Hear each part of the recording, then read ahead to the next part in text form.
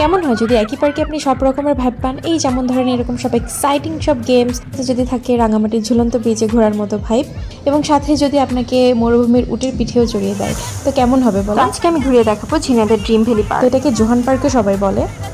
তো let's start the video. Hello everyone, আসসালামু আলাইকুম, this is me Sharmina, welcome to my another video.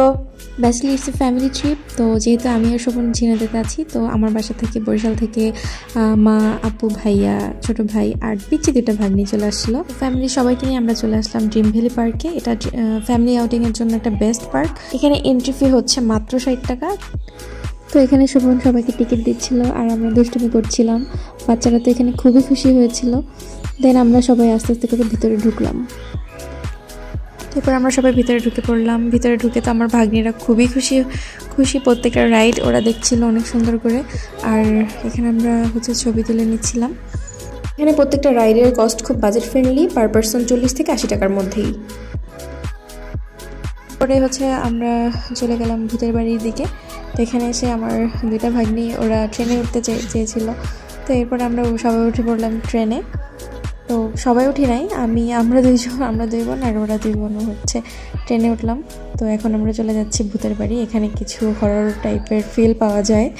তো আমরা এখন ভূতের বাড়ির মধ্যে ঢুকবো। তো ভূতের বাড়ি ঢুকে আমার দুইটা ভাগ্নি ভয় পায় না, বাট আমি কিন্তু ঠিকই ভয় পেয়েছি। ভূতের বাড়ি কিন্তু একদম ভূতের বাড়ির মতোই, একটা ভৌতিক ভাইব রেখেছে এখানে। তো বাচ্চারা আসলে খুবই মজা পায় এরকম সবার সাথে একসাথে, বাচ্চাদের সাথে উঠতে কিন্তু ভালোই লাগে। এরপর চলে গেলাম আরেকটা রাইডে ওঠার জন্য। এটা হচ্ছে রোলার কোস্টার। জীবনে প্রথমবার আমি রোলার কোস্টারে উঠেছিলাম। তো যেহেতু ওরা আমার ভাইরা উঠবে করে, তো আমি ভাবলাম যে ওদের সাথেই উঠে একটা সুযোগ, এছাড়া তো কখনো আমার এরকম সাহস হবে না। তো ওঠার পরে যা হলো সেটা আপনারাই দেখেন।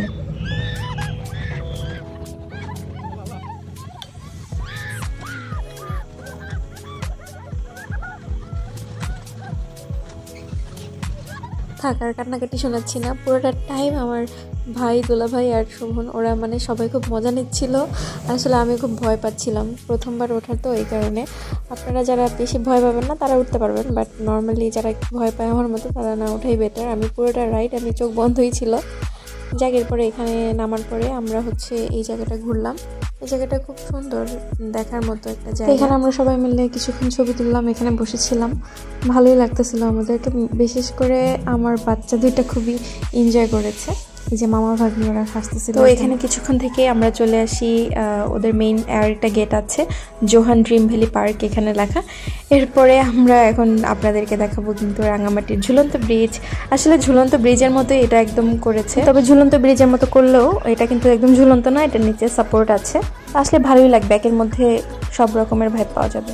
আমরা এখানে কিছুক্ষণ ঘুরে আমরা সামনের দিকে যাচ্ছিলাম। এই যে দেখেন, এখানে ব্রাইডগ্রুম অলওয়েজই দেখি। আমি এর আগে অনেকবার গিয়েছি এখানে, আমার বাসায় যত গেস্ট আসে, এটা বাসার খুব কাছে, এই কারণে এখানেই যাওয়া হয়।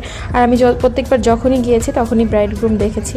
এরপরে আমরা চলে আসলাম এই জায়গাটাতে। এটা একটা পানির ফোয়ারার মতো করেছে। তো এই জায়গাটাতে আমরা পা ভিজাচ্ছিলাম, আমাদের খুবই ভালো লাগছিলো। আমরা দুই বোন আর আমার ভাগ্নি দুইজন, ওরাও পা ভিজাচ্ছিল। দেন আমরা চলে আসি আমাদের কাঙ্ক্ষিত ওয়াটার কিংডমে। এখানে এসে এত বেশি এক্সাইটেড ছিলাম আমরা। তো ওয়াটার কিংডমে ঢোকার টিকিট ছিল 200 টাকা করে। তো আমরা এই যে সবাই টিকিট কেটে নিলাম, আমরা 8 জন ছিলাম। আমরা টিকিট কেটে আমরা ভিতরে ঢুকতেছিলাম। আর ওয়াটার কিংডমে ঢুকে আমরা এত বেশি মজা করছিলাম, আর এখানে মিউজিক বাজতেছিল। আমরা তো একদম, আমি আর আমার ভাগ্নি দুজন তো নাচতেছিলাম একদম ভিতরে। আর ওয়াটার কিংডমটা ড্রিম ভ্যালি পার্কের নতুন এক্সটেনশন, এটা আগে ছিল না। তো খুবই ভালো করেছে ফ্যামিলি বা ফ্রেন্ডসদের নিয়ে আসার জন্য, অথবা কাপলদের নিয়ে আসার জন্য। খুবই ভালো একটা জায়গা, সারাদিন এনজয় করার মতো। তো এখানে এসে আমরা অনেক বেশি এনজয় করছিলাম। আর কোন কোন রাইডে চড়েছিলাম, কী কী করেছিলাম, সব থাকছে আমার নেক্সট ভিডিওতে। তো টিল দেন, বাই।